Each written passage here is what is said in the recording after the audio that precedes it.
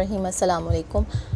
صحیح مسلم میں ایک روایت ہے جو کہ حضرت ابو ہریرہ رضی اللہ تعالیٰ عنہ سے مروی ہے کہ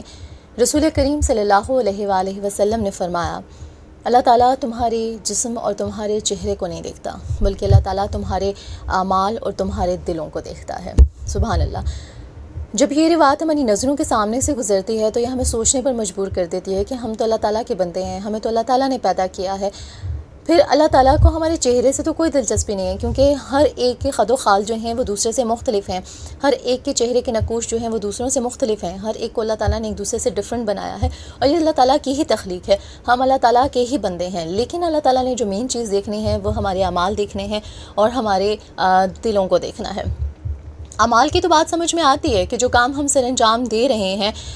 وہ ہم نے کس طرح سے کیے ہیں، اس کے بارے میں ہم سے باز پرس ہوگی۔ ہماری نیت اچھی نہیں ہے، نیت میں کہیں بھی کوئی گڑبڑ آ جاتی ہے تو پھر ہمارے اعمال جو ہیں وہ اس سے متاثر ضرور ہوں گے۔ لیکن دلوں کے ہیر پھیر کی بات کہاں سے آ گئی؟ اللہ تعالیٰ ہمارے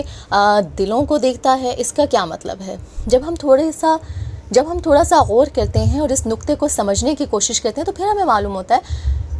کہ دل جو کہ ہمارے جسم میں گوشت کا ایک لوتھڑا ہے، جس کے بارے میں یہ حدیث نبوی بھی ہے کہ اگر جسم کے لوتھڑا جو کہ دل ہے اگر یہ ٹھیک ہو گیا تو پورا جسم ٹھیک ہو جائے گا، لیکن اگر یہ ٹھیک نہ ہوا، اس میں گڑبڑ آ گئی تو پورا جسم جو ہے وہ گڑبڑ کا شکار ہو جائے گا۔ تو یہ دلوں کو اللہ تعالیٰ نے دیکھنا ہے، تو دلوں میں دیکھنا کیا ہے؟ پھر ہم نے یہ بھی پڑھا کہ رب دلوں میں بستا ہے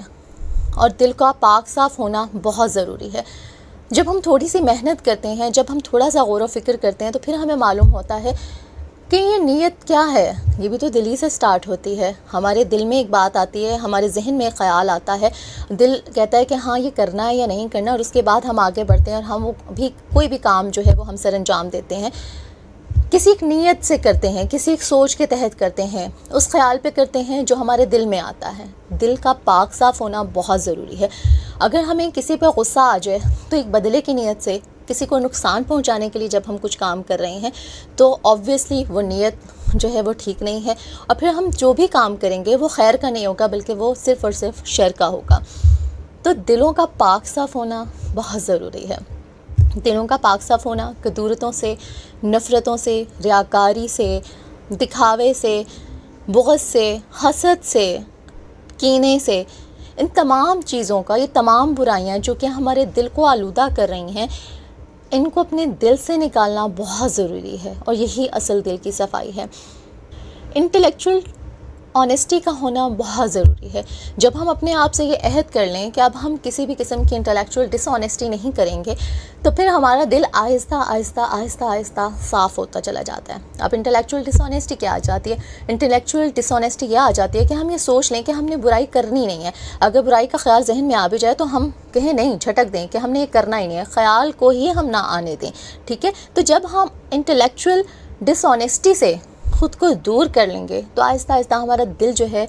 وہ بھی پاک و صاف ہونے لگ جائے گا۔ جب ہم اللہ تعالیٰ کے قریب ہونا شروع ہو جائیں گے، جب ہم اللہ تعالیٰ کی بڑائی بیان کریں گے، اور جب ہم اس بات کا یقین کر لیں گے جو کہ ہم کہتے ہیں لیکن مانتے نہیں ہیں، اللہ تعالیٰ کو ہم مانتے ہیں لیکن اللہ تعالیٰ کی مانتے نہیں ہیں، تو اللہ تعالیٰ کی جب ماننا شروع کر دیں گے، جب ہم یہ کہیں گے کہ ہمارا پالن ہار ہمارا رب ہے، وہ رب ہے جس نے ہمیں پیدا کیا، ہم اس کی مخلوق ہیں، ہم نے کل کو اس کو حساب دینا ہے، ہم آج جو بھی کام کریں اس دنیا میں، چاہے اچھا کریں چاہے برا کریں، کل کو ہم اس کی جواب دہی کے لیے جب اللہ تعالیٰ کے حضور حاضر ہوں گے تو پھر ہم کیا جواب دیں گے، ٹھیک ہے؟ تو جب ہم اللہ تعالیٰ کو اپنا رب مان لیں گے اور دل میں اس کی محبت کو جگہ دے دیں گے تو پھر ہمارا دل تو نفرتوں سے پاک ہو جائے گا، پھر تو ہم مخلوق خدا کی مدد کریں گے، ہمارے دل میں کسی کے لیے کوئی نفرت نہیں رہے گی، کیونکہ جہاں پر نفرت، بغض، حسد ہو تو اس دل میں رب نہیں رہتا، ٹھیک ہے؟ اور جب ہم اپنا مقصد حیات یہ بنا لیں کہ ہم نے اللہ تعالیٰ کو ہی